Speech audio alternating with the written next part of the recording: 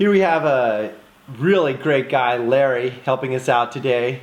As you can see, Larry is bound by his chair. Paraplegic who has gotten some nerve back into his legs. When you see Larry in this backing up and organizing himself, that's also a very important part in working with an individual in which you're going to transfer into the water. It's allowing them to position their vehicle and allow them prepare themselves versus grabbing them and getting them going. Have them show you what their needs are. As you can see, after we have Larry pull in, he swivels his chair, he makes sure his chair is turned off so it doesn't take off on you, and then the transfer, reaching behind him, tilting him forward and putting him in. Once he's seated, we put the armrests back down so he can make the adjustments so he feels he's comfortable or sitting well in the chair for the transfer into the water. At this point, we get wraps. The wraps are little thin flotation devices that have adhesive connections, Velcro. And for Larry, we're going to put one on each leg to help him organize and float the lower part of his body as well as cross his chest. As we put the wraps on Larry, we're going to put two together because of his size. The flotation parts are actually going to be more under the armpit to the side to stabilize him from rocking to and fro. It's really important that there's room in between, that you don't putting the wraps on too tight. So our application of everything has two important rules. One, that it's not too tight, and the second, that the Velcro matches perfectly so it doesn't scratch or make any abrasions on the individual.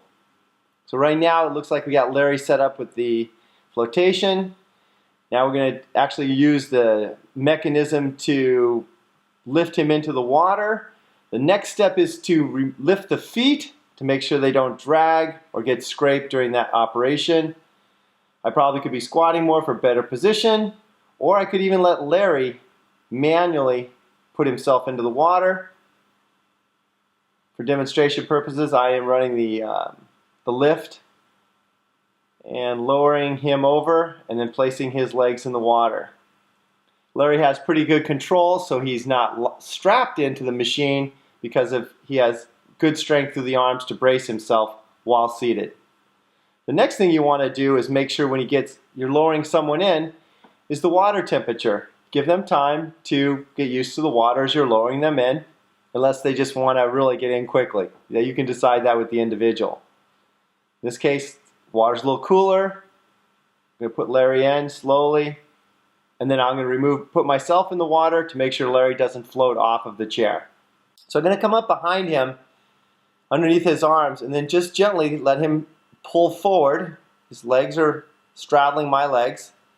Then I'm going to just move off to the side and then slowly lower him onto his back until he feels comfortable. I'm in no mood. I'm going to lift that outside arm across in front of my body so I could cross chest and then move to a position behind him, both hands under his shoulders.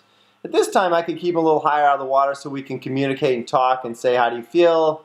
How does the flotation feel? Then I can start checking to see if the flotation is actually floating him well.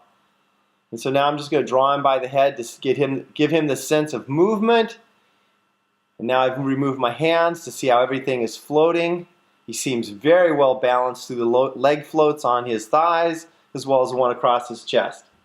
Now I'm going to have Larry just move his arms in and out so he can get a sense of the balance. I'm just gently going to help him with that left hand there, how to scull or push through with his hand a little bit. Left hand, he still has some problems rotating it and pushing through, so I can add some verbal or tactical cues on me holding the hand and showing him exactly what I want.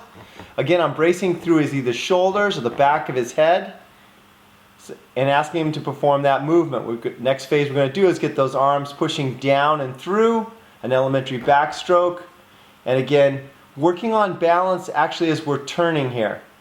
So again, the space, I'm going to let him feel what it's like to turn, and then we'll continue moving. Right now, I'm just holding right underneath his head, working on his balance and having him breathe so he can feel that the body will rock and totter. So right now he's making small scooping, following through movements with his hands, not only to stabilize his body, but to gently push through to move him forward. And now I'm just letting him float so he can feel some independence, what it's like without having me there. I'm checking the legs. I'm checking the strap to make sure that he's comfortable again, breathing. And Larry seems to be just fine. Once you get the individual in the water, just put both hands right near the shoulder blades, or put one hand on top for balance, or holding the base of the head with one hand. It's not grabbing the hair, it's a nice soft open hand. And I check with my swimmers, say, this is where I'm going to be holding you. How does that feel? Are you okay with that? And so consider that when you're working with someone, saying, how's this feel? Does this feel supportive? And ask the individual, is that okay if I hold you here? That's a big part of it. And now what I'm doing is a sculling action. My hands are moving in and out. And this is another way to help draw the swimmer into you. It creates a drafting effect. Hands are moving in and out. And actually you no longer have to hold on to the individual, but the individual will be almost sucked in towards you. So as Larry's going through his hand patterns, here's a way for me to help facilitate that so he can feel that he's moving forward with that. Because a lot of times when the person's stopped in the water, it's hard to get that balance going. So there's another way to get the hands going in and out while they're performing their stroke mechanics of pulling through. It helps you move them forward, either your right hand, left hand, or both together. The hands are just in and out, and it draws them right to you.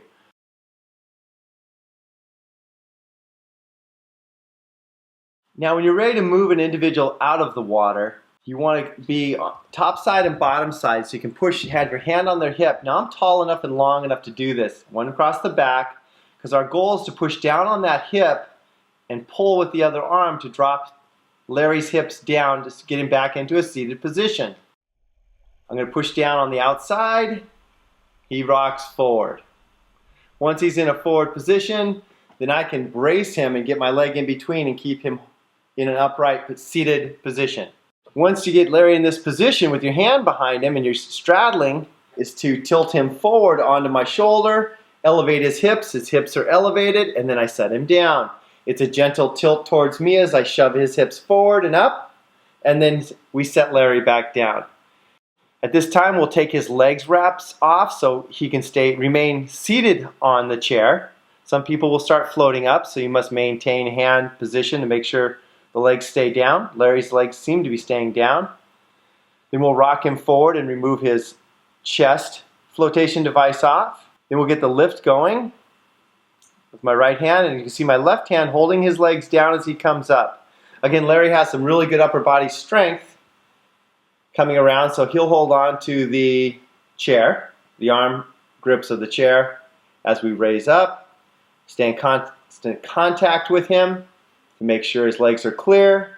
At this point, I'll gather both legs. You could have Larry operate the machine if you want. Take both hands in. So as he comes up, his legs will be free to clear. Up they go, still holding on to him.